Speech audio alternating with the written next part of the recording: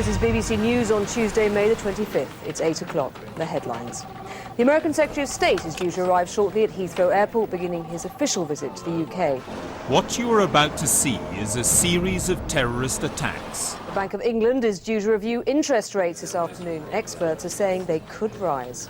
This scenario is well researched but fictional. And police in London are on extra alert for this evening's European Champions League Cup match between Arsenal and the Turkish side Galatasaray.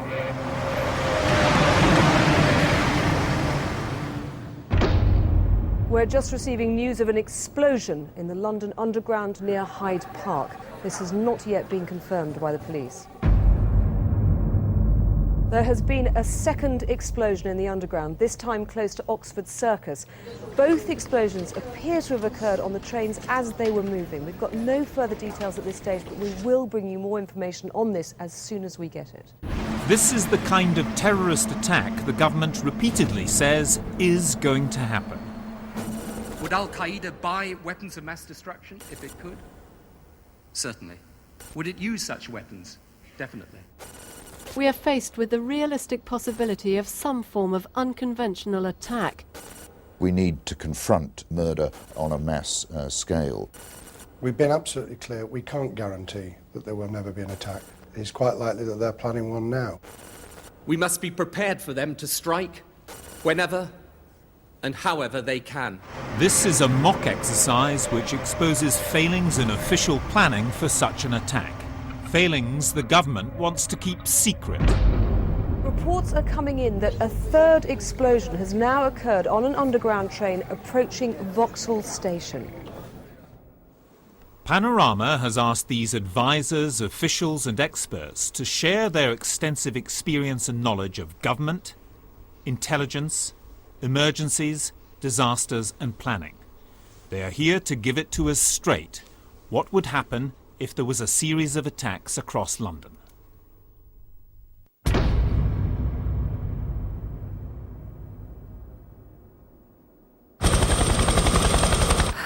Is she in the air yet? Hello? OK, we'll get her up there now.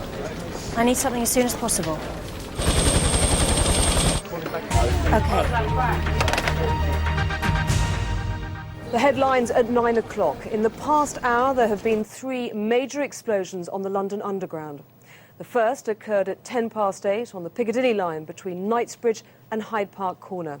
The second at 8:16 on the Central line between Tottenham Court Road and Oxford Circus. And the third at 8:27 as a train was arriving at Vauxhall Station from Stockwell on the Victoria line. Emergency services have been called to all 3 scenes. There are no reports available yet on the number of casualties, and the police have said that it's too early to identify a possible cause. London Underground is now closed, and the police are asking people not to travel. Well, it's abundantly clear what we've got here is a major terrorist incident, a major terrorist outrage, and we've got to get going. 3 incidents of this size in London would mean effectively that the business of policing in London would be diminished fairly quickly. You're talking about the deployment of vast numbers of officers into the centre of London from the outskirts, which effectively means that policing in Barnet and Romford and Bexley Heath comes to a standstill. We shouldn't assume that necessarily the tube trains on their own were indeed the targets. There may be a different aim behind this, and we've got to keep that in mind as we go along. The intelligence assets would be out and about, speaking to their sources, trying to get some sense of who these people might be, and also liaising abroad. What the government will have to do now, the Cabinet Office will summon its secret committee, which will meet, that will coordinate all the intelligence and emergency services. In this instance, I think it would probably meet in a secret and secure location. The safety of the Prime Minister might well be compromised.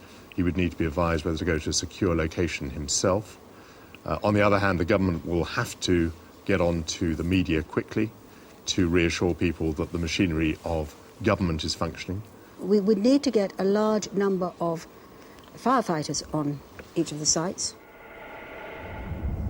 Luckily for this event, it's happened at 8:30 in the morning, so it would be possible to have the older watch staying on, possibly to do overtime, so to speak.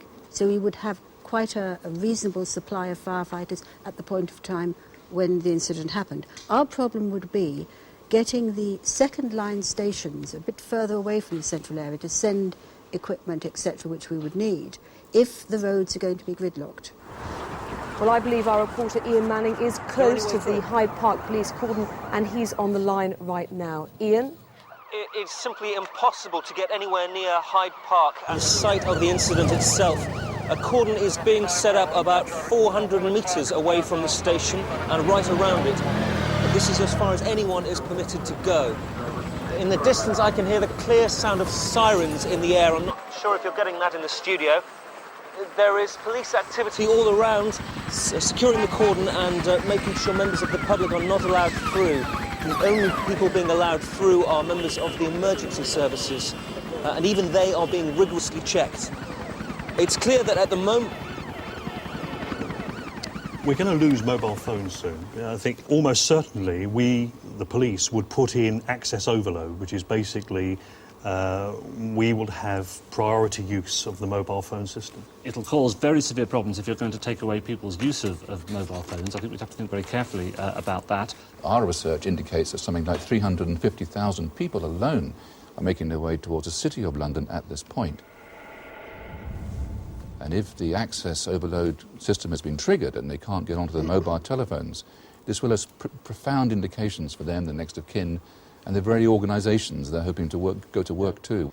I think we have a two-pronged issue to deal with. In the first instance, it's important that we have officers from the emergency services at the scene, able to reassure the public that everything is being done on the scene. That has to be the first priority. We need to, outside the cordons, establish mobile press areas. And we must talk immediately with the broadcasters about the possibility of a prime ministerial statement later in the day, and putting, I think, the Home Secretary up to talk about it within the next hour or two. We're going to have hundreds, possibly thousands, even tens of thousands of people on the streets. And we've got to decide what we're going to do. Are we going to shelter them, find places we can look after them in the immediate short term, or are we going to evacuate them out and take them out? And those sort of decisions need to be taken. What I wanted to do now was introduce you to Charles Shoebridge. He's a former anti-terrorism intelligence officer who has extensive experience of what happens when explosions take place. At rush hour, just one well-placed charge on a crowded tube train could be expected to kill in excess of 100 people and severely injure many, if not most, of the other approximately 700 people on the train. There will be smoke, chaos, darkness, and a degree of panic. The train will probably have derailed and may well be ablaze. It's quite likely the only access points to the injured will be from the front and the rear. And yet, if those areas are damaged, access will be severely impeded, particularly if the vital equipment that is needed to gain access, such as cutting gear, isn't immediately available. The fire service, initially, when they would go down to investigate what had actually happened underground, would first of all have to decide whether it's a straightforward bomb or whether there's any chemical attached to it. If these are, as it appears to be from the news programme, straightforward bombs, in a way that's a little bit easier to deal with. I'm not saying it's not going to cause fewer casualties. There'll be hundreds of casualties down there, and it'll be extremely difficult. But it doesn't have quite that element of complication. Your rescuers aren't at risk. And it's also easier for the rescuers to rescue. I'm really concerned. You know, you've got 3 trains, probably 300 people killed minimum, several hundred people injured, severely burnt, crash injury. I'm concerned about the hospitals. The sort of numbers we're dealing with, I don't think London's ever dealt with those sorts of numbers before. I guess if it is 300 and several hundred injured, we probably can cope, but it's going to be hard, very hard. As far as search and rescue are concerned, we still have on order a number of vehicles which haven't been delivered yet.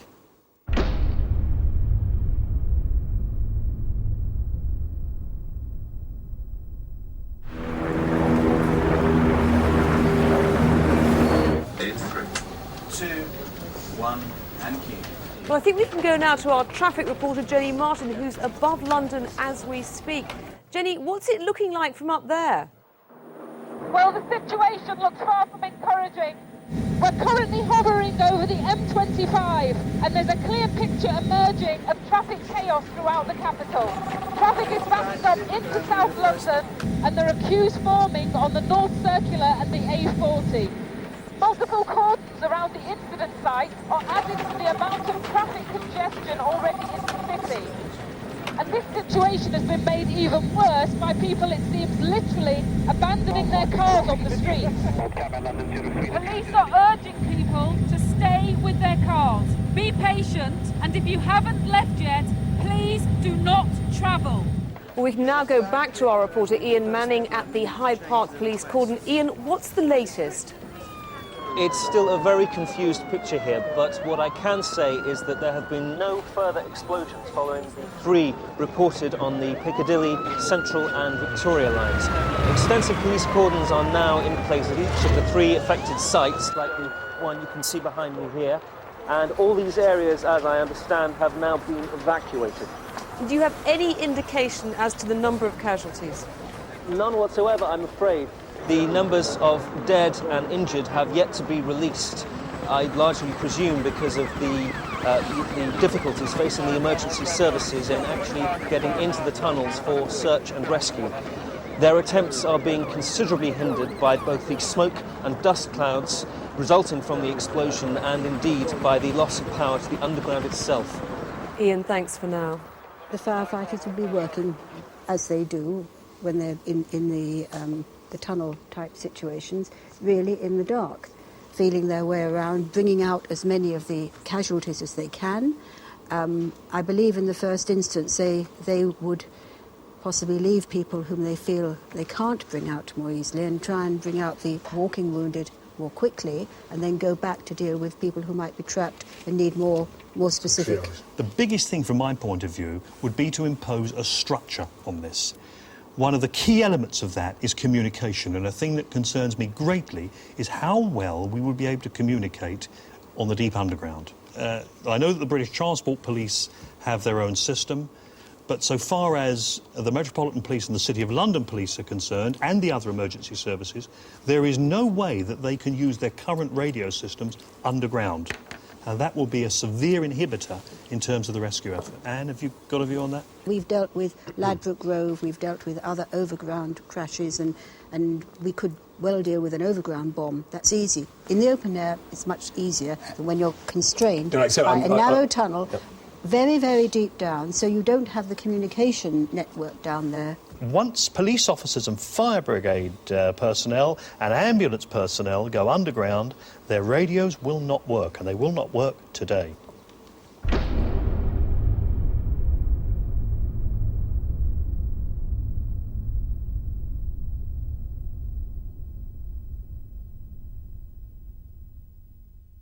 We're just getting reports that there's been a further explosion in the region around Liverpool Street Station. We will, of course, bring you more news on that as soon as we can. Meanwhile, traffic problems continue in central London as the full effects of the emergency police cordons are being felt. With 3 major incidents, we would be really stretched to cope.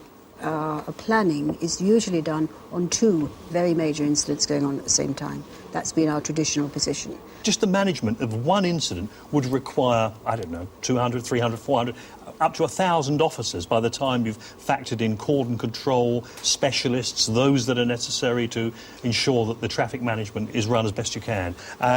If you think about it, there are 30,000 police officers in London. At any given time, there's probably a quarter or a third of that number on duty, at most. And they're spread right around London. And as these incidents start to unfold, they'll be drawn in to deal with them. So the centre of town will be filled and filling with people. Now, we don't want them there. We need to get them out in some way. But how do we get them out? Because we won't have a transport infrastructure immediately available to get them out. We can't necessarily turn them around on the roads because the roads will be blocked. We can't necessarily use buses because they'll be caught up in the traffic. There won't be an underground system. There may be a mainline system. Our advice has got to be don't come into London, keep out of London, keep away at all costs from the sites of these incidents. And what we're seeing unfolding today isn't particularly complex or sophisticated. These are 3 bombs on the tube. We're not quite sure what kind of bombs, but just 3, and a 4th now in the city. We're still not sure what's coming out of that. Now, to organise these things isn't particularly difficult. Remember Madrid had 10, 13 bombs. So this is quite a low scenario on the Islamist terrorist capability slide. And even with this, I get a sense that we're being stretched. Well, we can now go over to the police headquarters where our reporter Mark Cook is with Chief Superintendent Sarah Bellew. Can you tell us what the latest situation is? We are in a serious situation with 3 separate incidents on the tube. All the trains were very busy at the time of the explosions and are now stranded between stations, which is making search and rescue slow and difficult. Do you have any idea of the number of casualties taken to hospital? A number of people with serious injuries have been taken to local hospitals, and obviously the fire service rescue teams are intent in bringing out as many as they can. Are there confirmed deaths at this stage? Again, we can't confirm numbers at this stage, although we are certain that people will have died in all 3 explosions. As I'm sure you can understand, it will be some time before we have accurate figures. Have you confirmed that this is the work of terrorists? We are investigating all possibilities and are ruling nothing out. Now, really, that's all for now. Thank you. Chief Superintendent Bellew, thank you. Back to the studio. We've been rightly cautious about the number of casualties and necessarily cautious about the number of casualties, but the scale of it is now apparent. 4 attacks in London. I think throughout the country, people are going to be drawing conclusions, speculating about the cause. I think there is a very real need to give consideration to how individuals are going to be reacting to this. There is the danger of reprisal attacks against Muslim communities up and down the country that has to be counted against. And I think we have to look at getting people up on the media who are able to offer some degree of reassurance and try to explain that this isn't a sort of Muslim attack against the West, that people need to be responsible and measured in the way in which they react to it. So we're talking senior church leaders, the Muslim Council, I that sort of thing? I would be talking to Lambeth Palace and I would want somebody up from the Muslim Council. There are other decisions that need to be taken about the Eurostar. What do we do at our airports? In any case, we still don't know the ambitions of this attack. It would be sensible to secure and harden the airport. I guess from the political point of view, one would want to broaden this out to a national emergency. I mean, one would want to think about what facilities we could use outside London, hospital facilities, how we could transport people to those places, bringing in ambulance services from outside London, maybe bringing in other sorts of vehicles, alerting the military. I mean, there may be roles for the military in this. For example, we're going to need a lot of people doing quite routine stuff in the near term, like cordoning. Is going to put a tremendous strain on your resources. Yeah. I just wanted to add something here for what the government has already done, because to help out they have created a support corps called the Civil Contingency Reaction Force, or CCRF. It's made up of Territorial Army volunteers who've had additional training. What our research shows, however, is that almost 1,000 of them are already committed in Iraq. And of the remaining spread right across the country, we've been told that some have received minimal training, and their availability cannot be guaranteed because of their volunteer status. Speaking as an ex-TA soldier, there is this issue about whether or not you can rely on the reservists and the TA, because the reservists, as I understand it, are those soldiers who are on call-out if they're needed, but nobody knows where they are sometimes. I think it is another example of perhaps putting hope too far above certainty by expecting TA soldiers to come out in, I think, 6 hours has been talked about. That's a little bit optimistic, I think.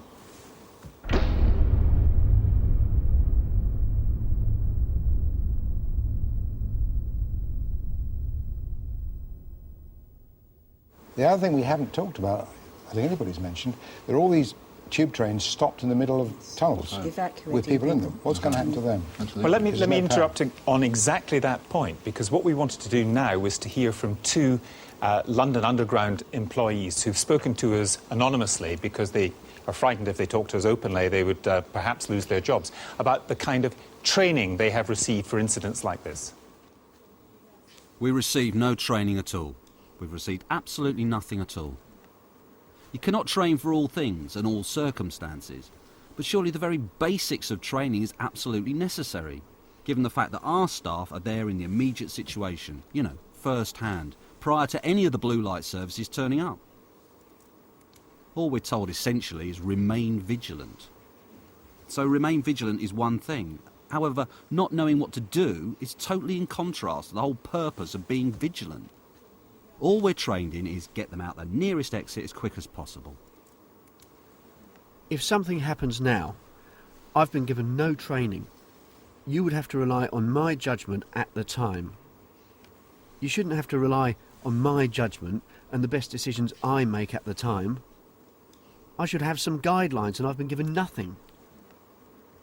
OK, those were the words of 2 London Underground employees. And we should say that London Underground has told us that all staff have been briefed about terror attacks, but not trained, because training would, in their word, be impractical. I think it's deeply worrying, deeply worrying.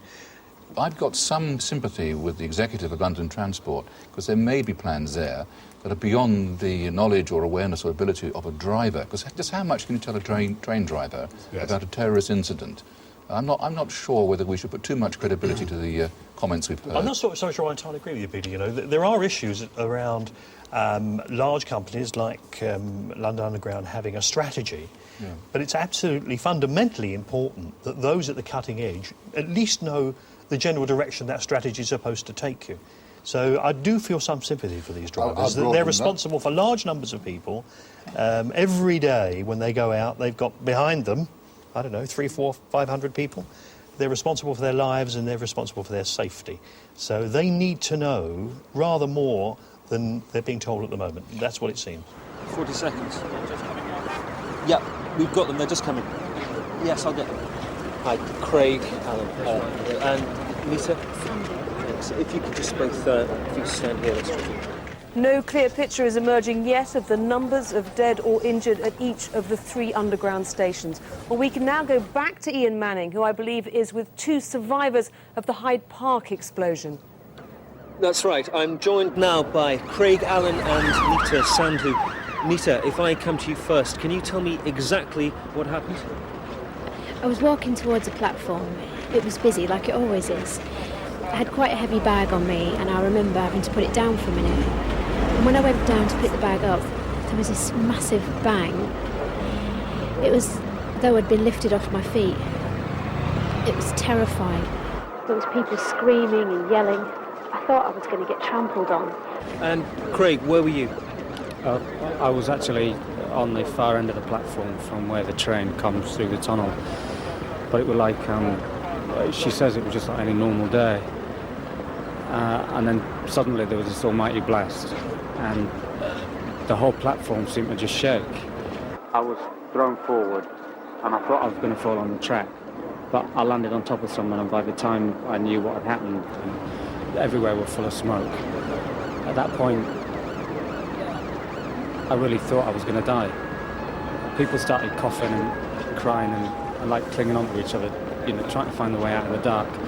And we didn't know if there were going to be another explosion or what. Thanks, Nita and Craig.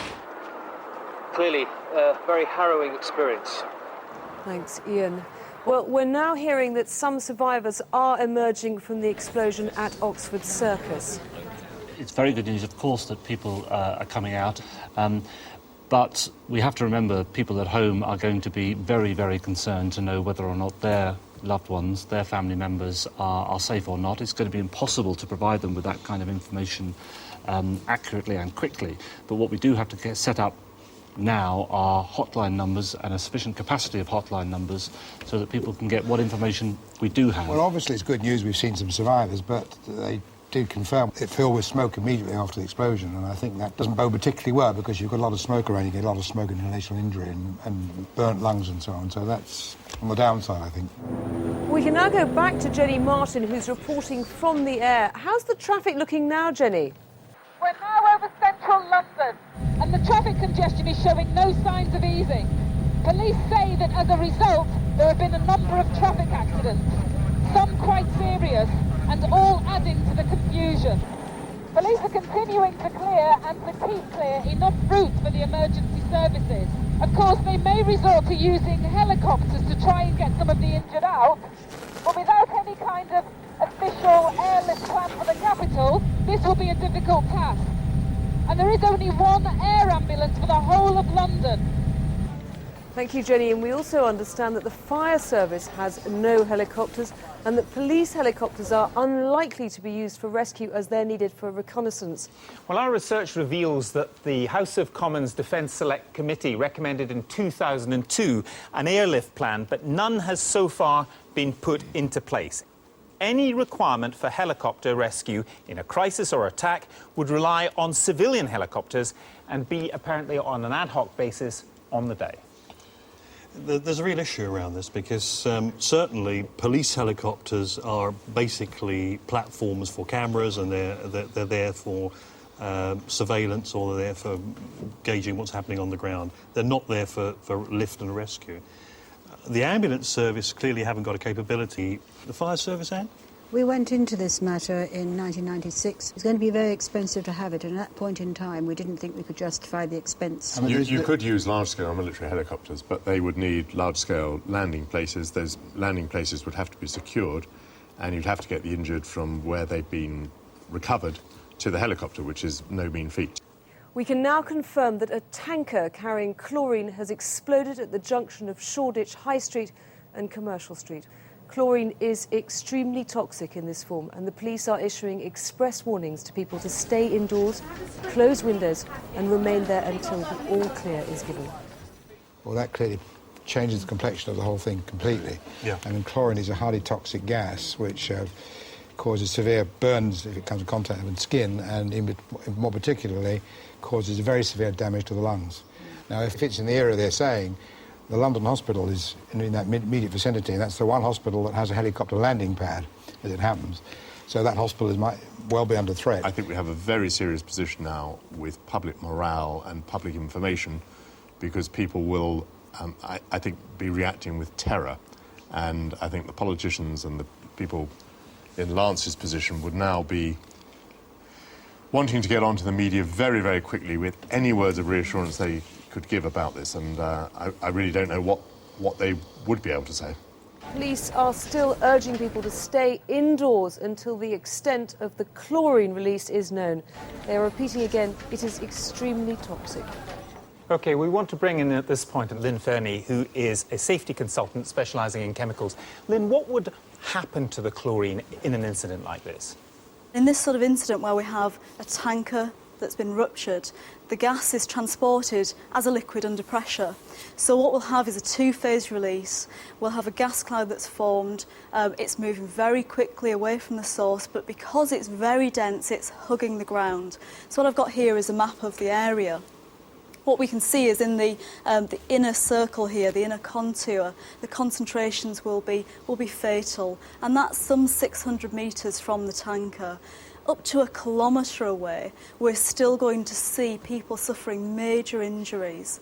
And above 2 kilometres away from the tanker, people outdoors are going to suffer a dangerous dose. And at that sort of dose, they're going to have burning eyes, nose, mouth. They may be suffering dizziness. They're probably going to feel quite ill, potentially vomiting. First reports from the Commercial Street area suggest many casualties.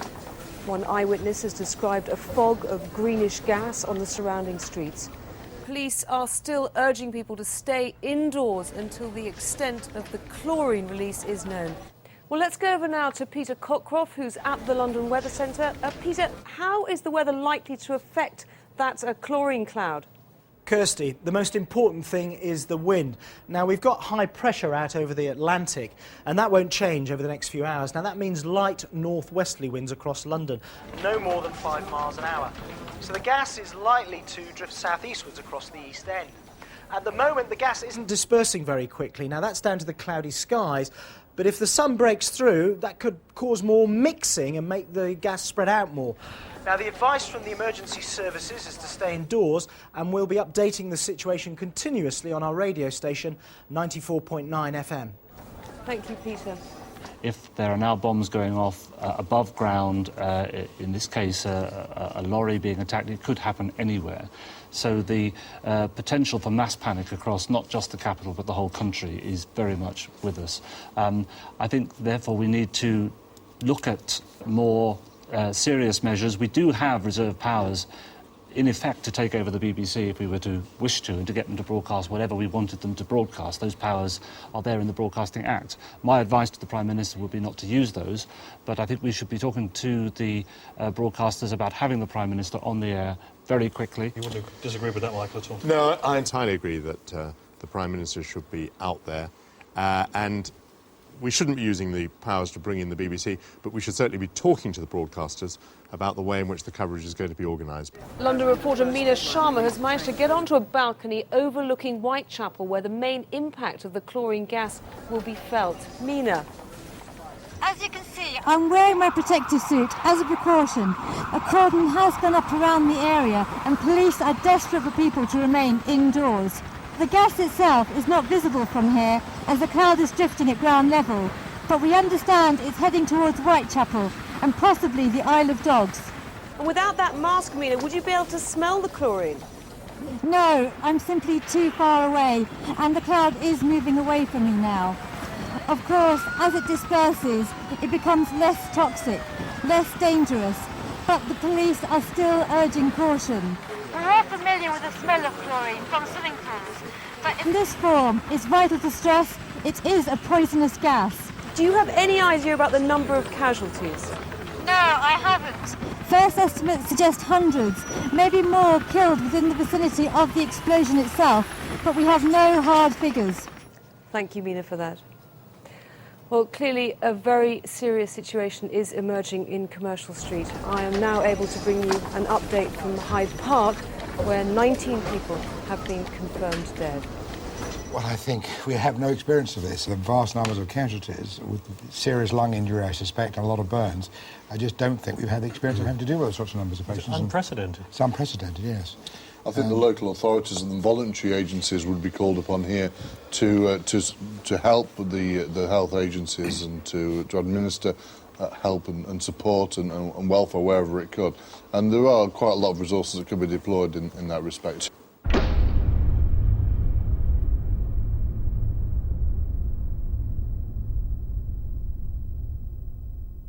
The chlorine is concentrated in the Bishopsgate area at the moment, and we've just been sent these pictures from the scene. Now, you're looking here at Bishopsgate. That is the gas. It tends to swirl and then sink to ground level, as you can see. I mean, it actually looks like a liquid, but that is in fact gas, and it is highly toxic. The police are saying, please stay indoors until this has dispersed. It's extremely poisonous. This cloud of chlorine gas came from a tanker that exploded near Liverpool Street Station, and it is now concentrated in the Bishopsgate area. The police, like all frontline services, do have CBRN training, which is chemical, biological, radiological and nuclear training. Charles Shoebridge has been looking at the figures for the Metropolitan Police to try to figure out how many police with the training would be available to deal with an incident like this. The harsh fact is that during the vital golden hour following a chemical incident, it's extremely unlikely that any CBRN trained or equipped officers at all will be available on the ground. The government has set a target of 5% of operational officers being CBRN trained and equipped by April 2004.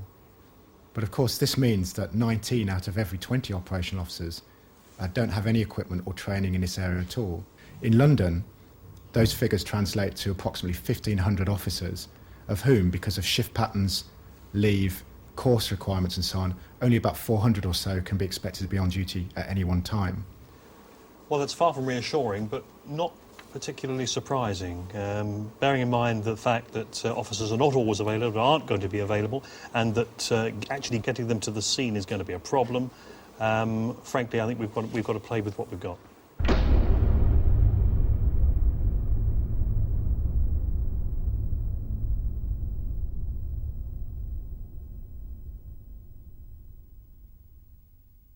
We have about 300 officers who've also been trained in CBRN techniques, and in any one time we could probably take 30 of those in to deal with this incident or to direct this incident.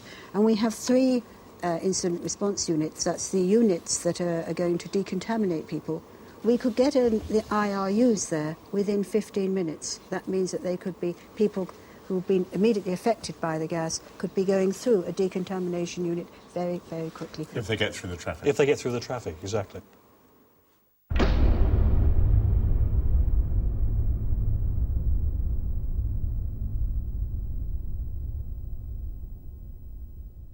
I've got one of the suits here that they would wear. Maybe those of you who have gone through training with this would like to tell us a bit about how difficult it is to operate, to do any kind of job when you've got this on and the boots on and so on. One thing I think we've got working for us with this, and I have done the training at Winterbourne Gunner with the military, is that we know it's chlorine gas. Now, chlorine, providing you keep it off your skin and out of your lungs, you will be okay in some kind of suit. So there won't be that fear for the rescue workers that have to go in, that it's some kind of complicated nerve agent or something very, very weird that we haven't seen before. At least they know if they can't smell it, then their gas mask is working, and if they don't have a burning sensation on their skin, then it hasn't penetrated the suit. Yeah, I've undergone the training. Beyond about 30 minutes, really, you're not good for very much at all. You can't involve yourself in work that requires a great deal of exertion. It's very difficult to communicate to people outside. It's very difficult to talk to people. It's very difficult to use radio equipment. Officers from any of the emergency services and the military who are put into those things will do the best they can for as long as they can. Can I have a word? Yeah, sure. Found out there are 7 schools close to where the chlorine tanker exploded. It might be worth sending someone out to one of them to see how they're coping. Apparently there's no special guidance for teachers in an emergency. No emergency plans, nothing. All right, I'll see who's available. Mail me the details.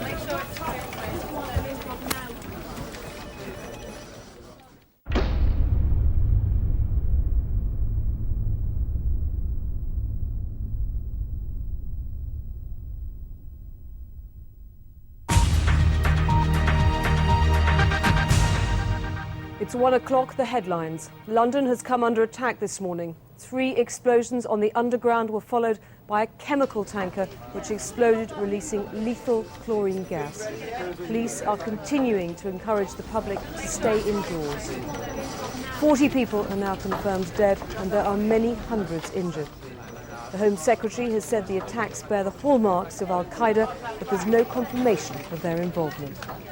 Emergency services are attending all the scenes, but it's clear they are severely stretched. Traffic continues to be backed up across the city and on all main exit routes. Senior government ministers are meeting in Cobra, the specially designated emergency meeting room in Whitehall. Cobra would want to hear what the senior police officer involved, and that would be the commissioner in terms, has to say about the management of all the incidents. If the commissioner went to them and said, I need more personnel, I need more equipment, I need more this, I need more that, it could be facilitated through Cobra.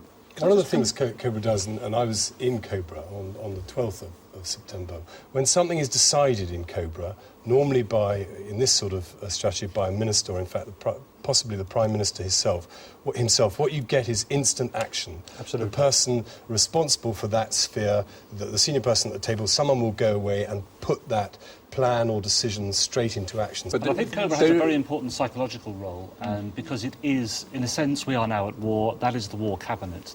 That is the symbol that the government and the authorities are in control of the situation to the extent that they can be.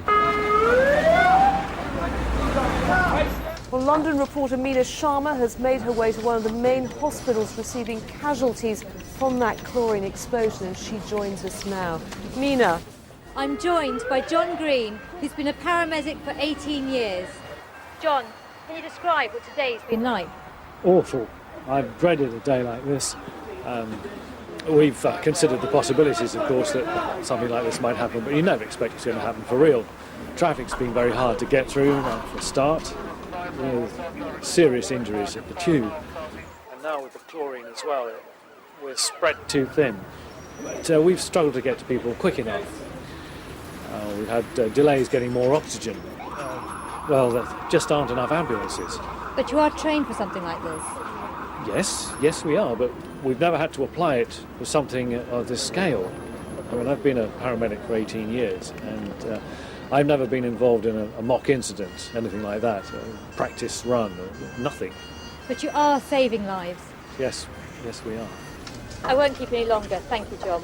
Obviously, a difficult day for all the emergency services here in London. Thank you, Mina.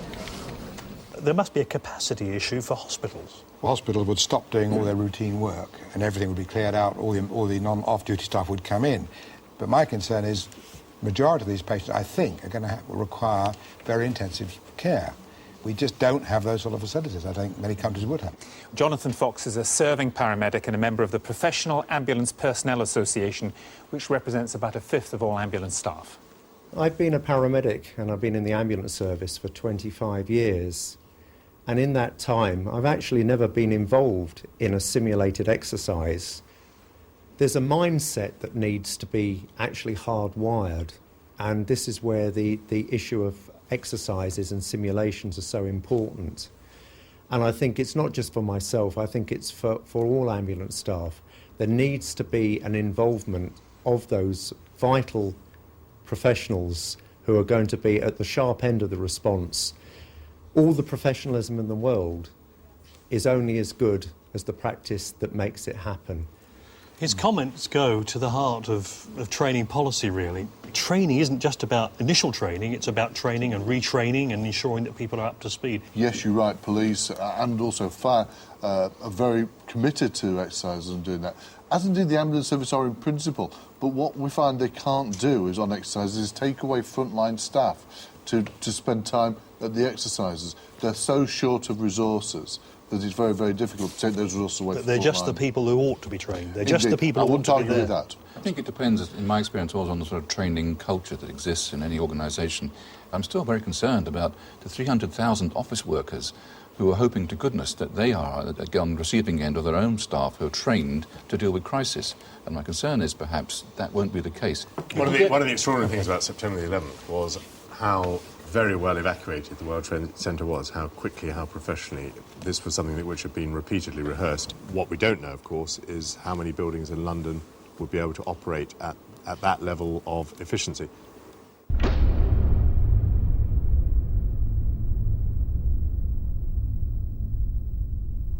As we all know, mock training and disaster exercises are held from time to time around the country. But one of the criticisms that we've heard on Panorama is they're not a true test of anything which is really likely to happen. For instance, the Osiris exercise at Bank Underground last September was held on a Sunday. The whole area was closed off. We understand that the commuters on the trains were not real commuters. They weren't members of the public, and ordinary underground staff were not part of it at all. The bank exercise was incredibly important because it helped the emergency services to coordinate each with the other, and it also helped the fire brigade to test out some of the new equipment they'd had in conditions which were more like the real conditions they were going to have to face in reality. I've heard Osiris described as a very expensive photo opportunity. Now, I'm not so cynical as to say that's the case, but you're absolutely right. If you want to test the systems, you need to test them in the round, and you need to test them under pressure. I've just put a call into one of my police contacts to check out where the tanker was hijacked from. He says they know the company now and are talking to them about where it might have been heading. They think the driver was asleep in the cab at the time, but that's not all. He says there could be another one. Another what? Tanker. Jesus. What else have you got? Well, not much at the moment. My contact says they're trying to keep a lid on it. If they confirm another tanker missing, there'll be a full-scale alert. The RAF will be up and all the police choppers they can find. Is your contact sure? Have any other wires got this? What about Sky or ITN? Not yet, but they will. This will cause chaos. All right, see what else you can get. I'll go see what the advice is.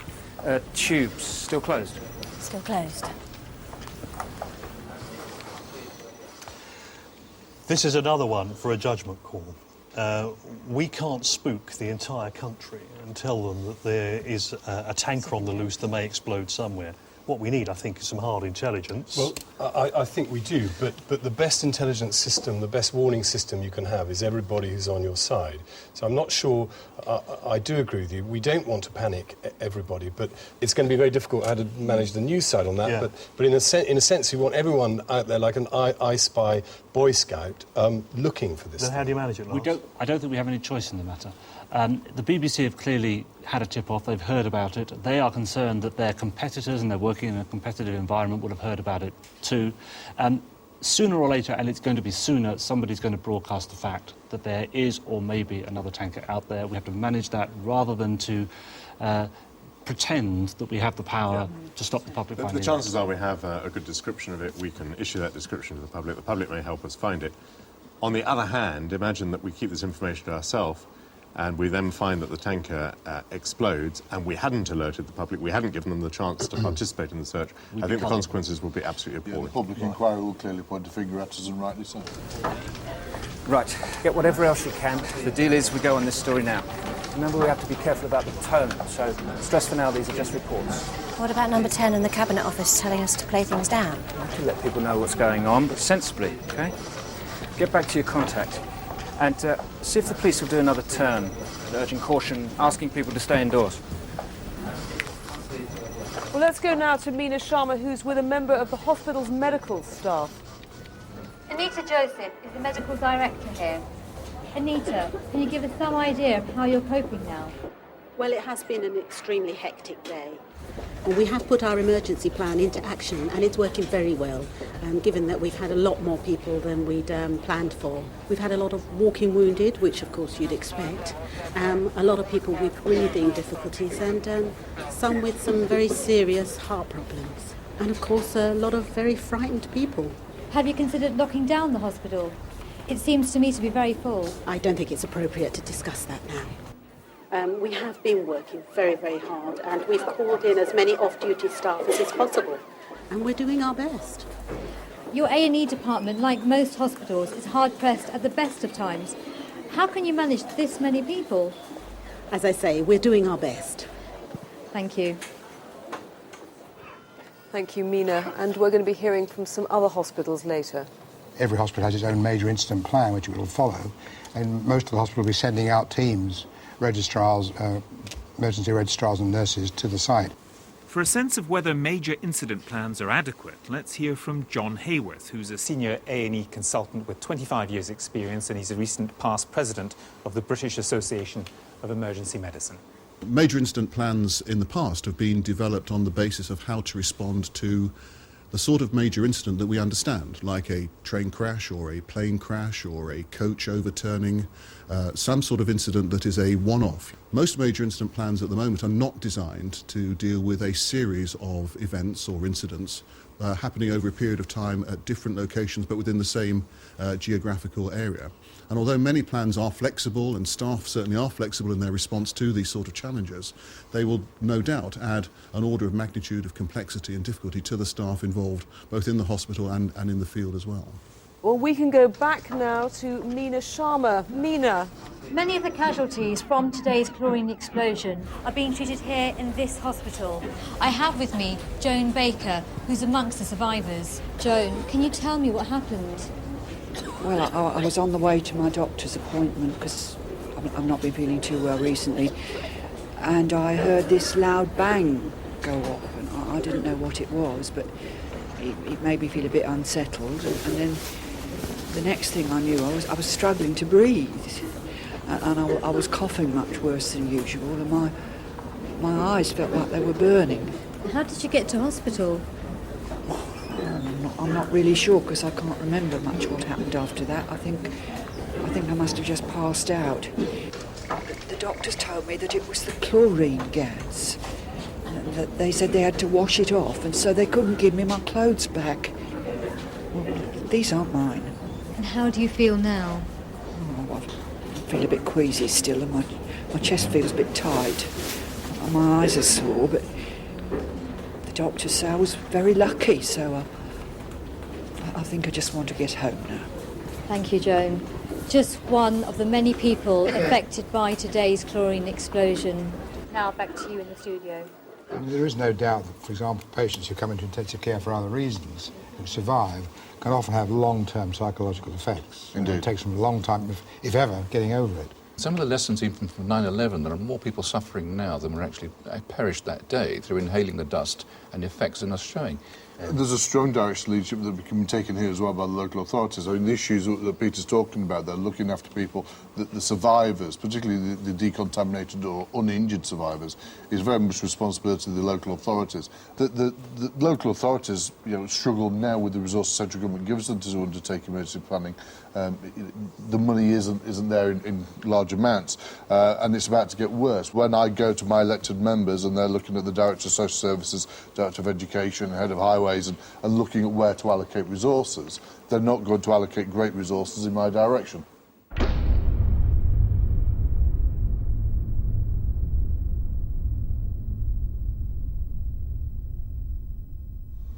After a terrorist attack, questions would be asked about how much information is available to the public. And the Home Office, in fact, hasn't published any leaflets of guidance to members of the public, but we did find some information on the Home Office website which says terrorism is a crime like any other, so follow the same precautions that you normally take to avoid being the victim of a crime. I think treating al-Qaeda groups as criminals has a very important propaganda effect, because that is actually what they are. They're just mass murderers. However, that Home Office website, I mean, that's probably going too much the other way. Clearly, a major terrorist strike on the centre of London isn't just like any other crime. So the advice to people at home and everything like that, I think, has to be a little less glib than that. We haven't given any general guidance about how people should prepare for incidents. We don't have any sort of generalised civil defence training which involves the public. Do's and don'ts about how they should behave when there are incidents. And that is beginning, to me, to seem like quite an important gap. It is. It's a huge gap that we've identified, and one that we're very, very keen to get on with. But one which government, to be honest, is still dragging its feet over. I think, though, that the government is erring on the wrong side of the knife blade at the moment. I think they need to go more on the education and information side rather than the cautious side they're currently walking. Being a bit cynical, but what are you going to say? You would cover things like making sure that in every building that you routinely occupy, you've considered the way in which you would leave the building, considering how you would seal the building against a gas attack, not using your mobile phone unnecessarily, ensuring that you switch on radio or television immediately in order to get instructions, and if possible, generalised instructions. It is likely that you will be asked to remain at home, or it is likely that you will be asked not to move. I think that across the board in this country we tend to guard information too closely to those who have it and disseminate it not often enough and not widely enough. And I think the public have got a greater capacity to deal with uncomfortable truths and uncomfortable possibilities and scenarios than perhaps we give them credit for. Downing Street says messages of support and condolence have been coming in from across the world, including from the President of the United States, the President of France, and the United Nations Secretary-General. The Prime Minister is due to address the nation at 9 o'clock tonight. And we can return again to Ian Manning, who's at the Hyde Park police cordon.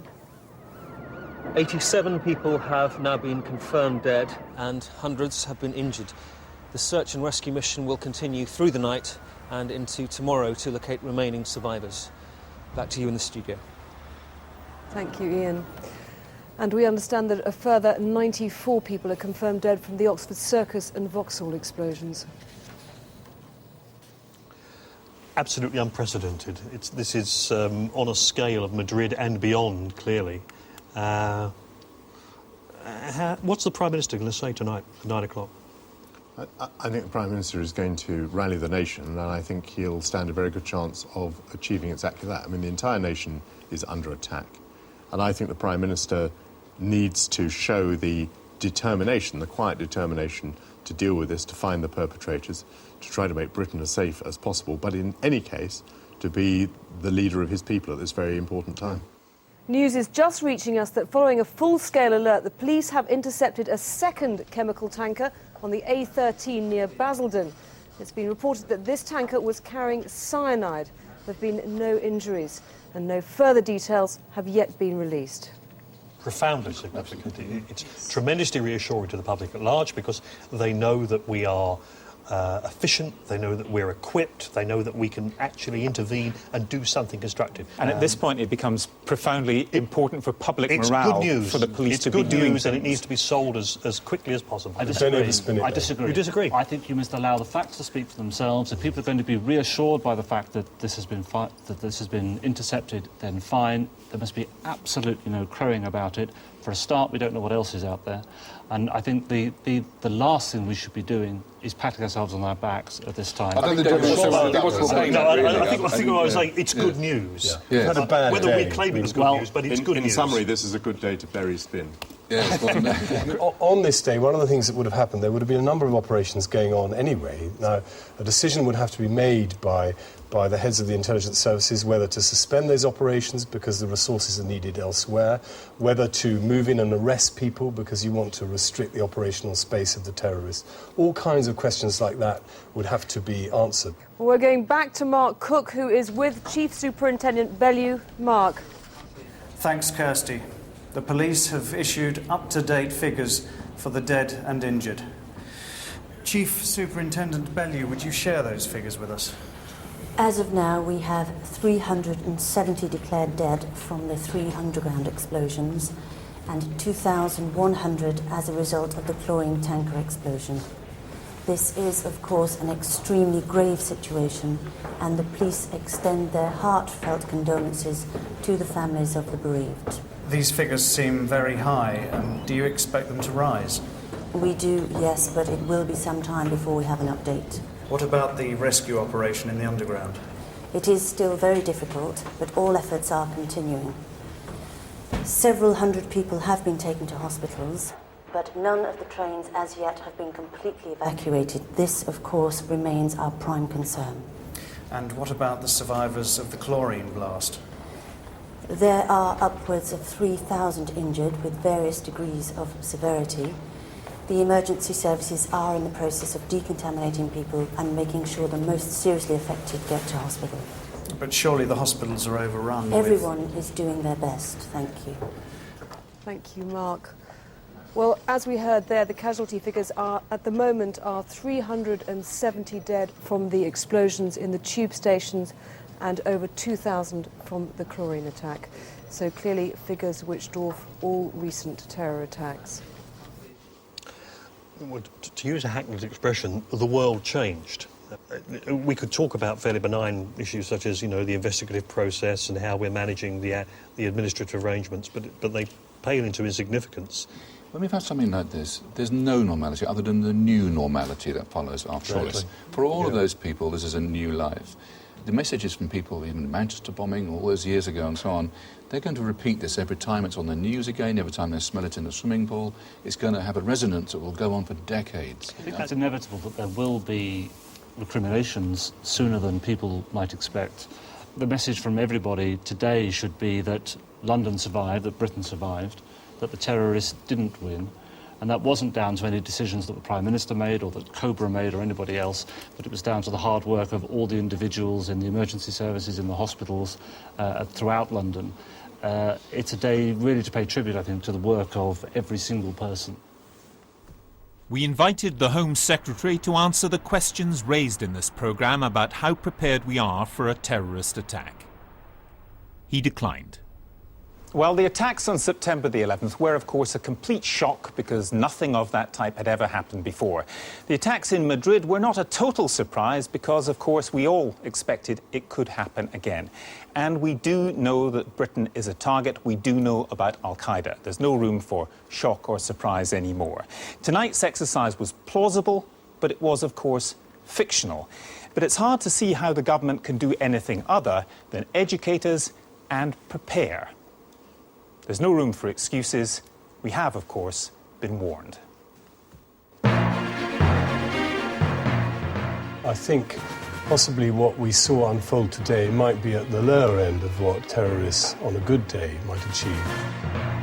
I am wondering about the purpose and effect of this very programme. It will alarm people, but may lead decision-makers to think again.